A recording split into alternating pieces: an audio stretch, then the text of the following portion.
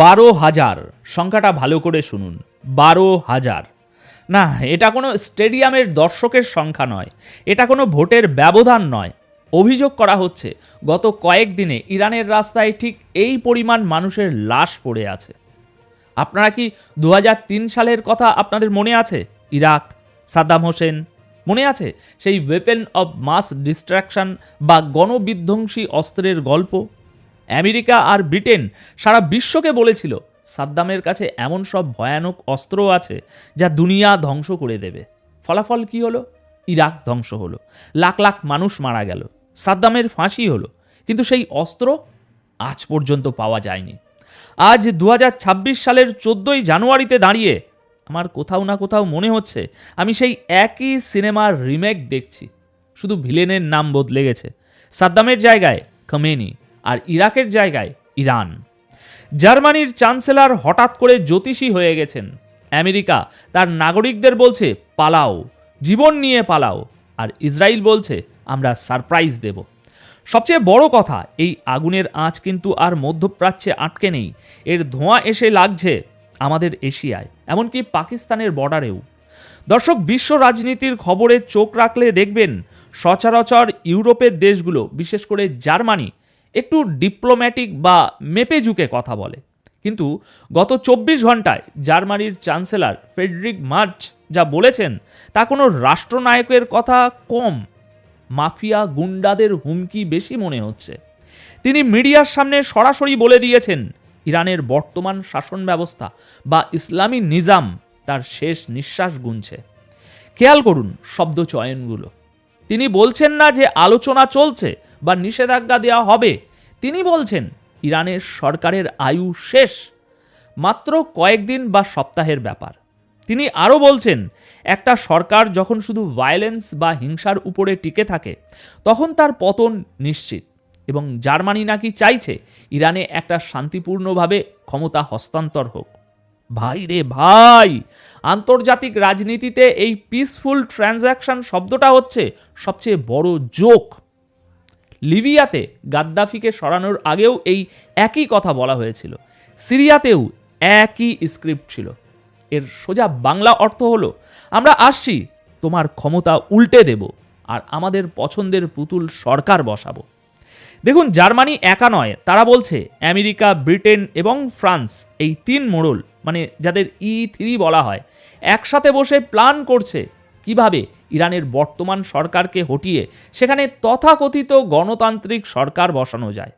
অর্থাৎ এটা এখন আর শুধু ইসরায়েল বনাম ইরান যুদ্ধ নয়, এটা এখন পুরোদস্তুর রিজিম চেঞ্জ অপারেশন। পশ্চিমীরা সিদ্ধান্ত নিয়ে ফেলেছে খামেনির সরকারকে তারা আর ক্ষমতায় রাখবে না, আর যখন তারা এই সিদ্ধান্ত নেয় তখন তারা যে কোনো মূল্যে সেটা বাস্তবায়ন করার চেষ্টা করে। এখন প্রশ্ন হলো, একটা দেশের সরকারকে হটাতে গেলে তো একটা অজুহাত লাগে, তাই না? বিশ্ববাসীকে তো বোঝাতে হবে যে আমরা কেন হামলা করছি। ইরাকে অজুহাত ছিল গণবিধ্বংসী অস্ত্র, আর ইরানে অজুহাত কি জানেন? মানবাধিকার এবং গণহত্যা। দর্শক, এবার এন্ট্রি নিচ্ছে সেই বমশেল রিপোর্ট। ইরান ইন্টারন্যাশনাল নামটা মনে রাখবেন। বলা হয় এই মিডিয়া আউটলেটটি নাকি এদের পেছনে মোসাদ এবং সিআইএর বড়সড় ফান্ডিং আছে। তারা দাবি করছে ইরানে চলমান প্রোটেস্টে নাকি গত কয়েকদিনে 12,000 মানুষ মারা গেছে। ভাবা যায়, এতদিন আমরা শুনছিলাম কয়েকশো লোকের মৃত্যুর খবর, এখন হঠাৎ করে সংখ্যাটা 100 থেকে লাফ দিয়ে 12,000 হয়ে গেল। রিপোর্ট বলছে 8 আর 9 জানুয়ারি রাতে নাকি ইরানের রেভলিউশনারি গার্ডস এবং বাসিজ ফোর্স প্ল্যান করে এই গণহত্যা চালিয়েছে, এবং মারা যাওয়াদের বেশিরভাগই 30 বছরের কম বয়সী তরুণ। একবার লজিক দিয়ে ভাবুন। আমি বলছি না যে ইরানে মানুষ মারা যাচ্ছে না, অবশ্যই যাচ্ছে। সরকার তার গদি বাঁচাতে গুলি চালাবে, এটাই স্বাভাবিক।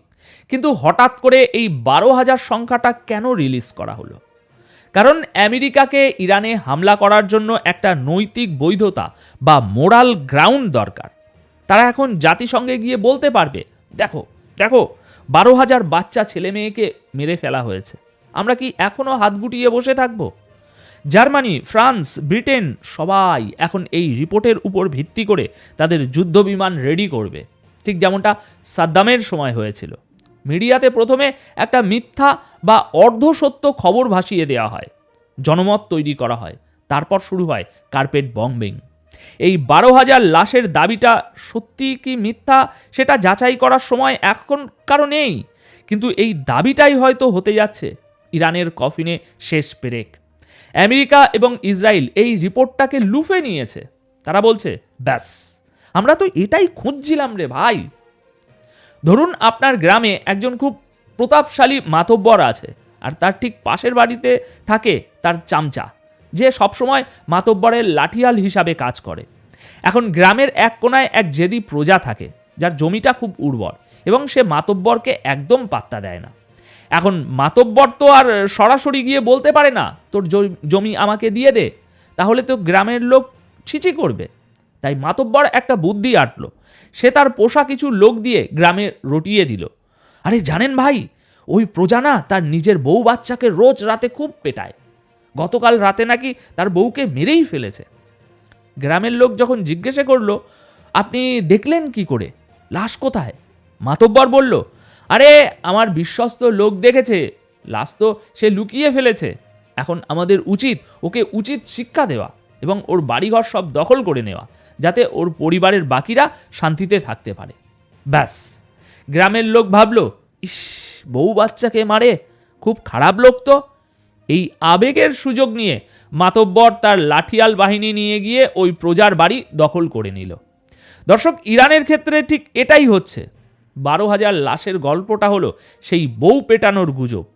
উদ্দেশ্য বিচার করা নয়, উদ্দেশ্য হলো ওই প্রজার জমি মানে তেল ও ক্ষমতা দখল করা। আচ্ছা, এই গল্পের সবচেয়ে ভয়ের দিকটা এবার বলি। আমেরিকা তার নাগরিকদের স্রেফ একটা অ্যাডভাইজারি দেয়নি, তারা হুকুম দিয়েছে, ইমিডিয়েটলি লিভ ইরান, এখনই ইরান ছাড়ো। আমেরিকার ভার্চুয়াল অ্যাম্বাসি থেকে বলা হয়েছে রাস্তাঘাট বন্ধ হয়ে যেতে পারে, ইন্টারনেট ব্ল্যাকআউট হতে পারে, এয়ারপোর্ট বন্ধ হয়ে যেতে পারে। তোমরা যদি ইরানে আটকা পড়ো, আমাদের কাছে কোনো সাহায্য চাইবে না, আমরা বাঁচাতে পারবো না। এমনকি যাদের দুই দেশের নাগরিকত্ব আছে, মানে ইরান ও আমেরিকার, তাদেরও বলা হয়েছে ইরানি পাসপোর্ট ব্যবহার করে যেমনে পারো পালাও, আর্মেনিয়া বা তুরস্কের বর্ডার দিয়ে পায়ে হেঁটে পালাও। দেখুন, ইতিহাস সাক্ষী, আমেরিকা যখনই কোনো দেশ থেকে তার নাগরিকদের এভাবে তড়িঘড়ি করে সরিয়ে নেয়, তার মানে হলো আকাশ থেকে আগুন ঝরতে আর বেশি দেরি নেই। তারা জানে তারা এমন মাত্রায় হামলা চালাবে যে তখন কে আমেরিকান আর কে ইরানি সেটা দেখার সময় থাকবে না। অন্যদিকে ইসরায়েল কি করছে?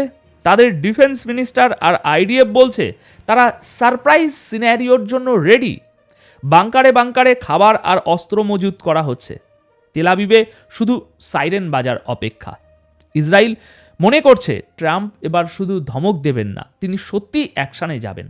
আর ইরানও চুপ করে বসে নেই। তারা পরিষ্কার বলে দিয়েছে, যদি আমাদের উপর একটা গুলিও চলে, আমরা এর জবাব শুধু আমেরিকাকে দেব না, মধ্যপ্রাচ্যে আমেরিকার যত ঘাঁটি আছে এবং ইসরায়েলের প্রতিটি ইঞ্চি আমাদের টার্গেটে থাকবে। তাহলে এবার চিন্তা করুন দর্শক পরিস্থিতিটা। বারুদের স্তূপের উপরে বসে দেশলাই জ্বালানোর চেষ্টা করছে সবাই। অনেকে ভাবছেন, ধুর, ইরান ইসরায়েল কামড়াকামড়ি করুক, আমাদের কি? ভুল ভাবছেন। এই আগুনের আঁচ আমাদের দরজায় চলে এসেছে। ইরানি ইন্টেলিজেন্স দাবি করছে তারা এমন কিছু সন্ত্রাসীকে ধরেছে যারা ইস্ট পাকিস্তান দিয়ে ইরানে ঢুকেছে। এবং সবচেয়ে শকিং তথ্য হলো, এই সন্ত্রাসীদের কাছে পাওয়া গেছে আমেরিকান এবং ইসরায়েলি অস্ত্র। ইরানের দাবি, এই গ্রুপগুলো দাঙ্গার সুযোগে ইরানে ঢুকে বড় ধরনের নাশকতা বা গুপ্ত হত্যা এবং ইনফ্রাস্ট্রাকচার ধ্বংস করার প্ল্যান করছিল। তাহলে ভাবুন একবার, ইসরায়েলি অস্ত্র পাকিস্তানের বর্ডার হয়ে ইরানে ঢুকছে। তার মানে এই যুদ্ধের জিওগ্রাফি কত বড়! এটা আর আরব ইরান বা শিয়া সুন্নি দ্বন্দ্ব নয়, এখানে দক্ষিণ এশিয়ার মাটি ব্যবহার করা হচ্ছে প্রক্সি ওয়ারের জন্য। সিরিয়াতে যা হয়েছে, লিবিয়াতে যা হয়েছে, বিদেশি ভাড়াটে যোদ্ধা এবং অস্ত্র ঢুকিয়ে দেশটাকে ভেতর থেকে শেষ করে দেওয়া হয়েছে। ইরানেও সেম ব্লুপ্রিন্ট অ্যাপ্লাই করা হচ্ছে। দেখুন, আমরা যারা মুসলিম সেন্টিমেন্ট নিয়ে আবেগী হই, তারা ভুলে যাই গাজাতে যারা ফিলিস্তিনিদের মারছে তারাও কিন্তু অনেক ভাড়াটে সৈন্য। সিরিয়াতে যারা লক্ষ লক্ষ মুসলমানকে মারল, তারাও কিন্তু নামধারী মুসলিম ছিল। তাই এই ধর্মের চশমাটা খুলে রাজনীতির চশমা পড়ুন। খেলাটা তেলের, খেলাটা পাওয়ারের, খেলাটা আধিপত্যের। একটা কথা মনে রাখবেন, সাদ্দাম হোসেনের কাছে কোনো গণবিধ্বংসী অস্ত্র ছিল না, কিন্তু তাকে মরতে হয়েছে। ইরানের এই 12,000 লাশের খবর সত্যি কি মিথ্যা সেটা প্রমাণ হওয়ার আগেই হয়তো তেহরানের আকাশে বোমারু বিমান উড়বে। আজ জার্মানি, আমেরিকা, ইসরায়েল সবাই একসুরে কেন কথা বলছে? কারণ স্ক্রিপ্ট অনেক আগেই লেখা হয়ে গেছে, এখন শুধু অ্যাকশনের অপেক্ষা।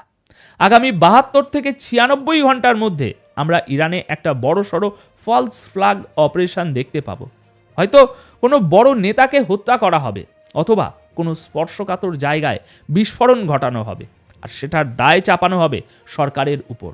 এবং ঠিক সেই মুহূর্তেই মানবাধিকার রক্ষার নামে ন্যাটো বা আমেরিকার নেতৃত্বে হামলা শুরু হবে। ইরানও হয়তো পাল্টা মারবে, হয়তো কি নিশ্চিত মারবে। জুন মাসে তারা যেমন সারপ্রাইজ দিয়েছিল, তার চেয়েও বড় কিছু তাদের আস্তিনে লুকানো আছে। কিন্তু শেষ পর্যন্ত এটা একটা দীর্ঘমেয়াদী এবং রক্তক্ষয়ী যুদ্ধের দিকেই যাচ্ছে বলে আমি স্পষ্ট দেখতে পাচ্ছি। এখন এ বিষয়ে আপনার কি মনে হয়?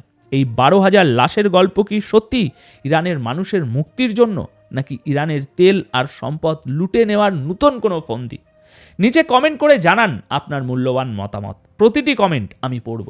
দেখা হচ্ছে পরের প্রতিবেদনে।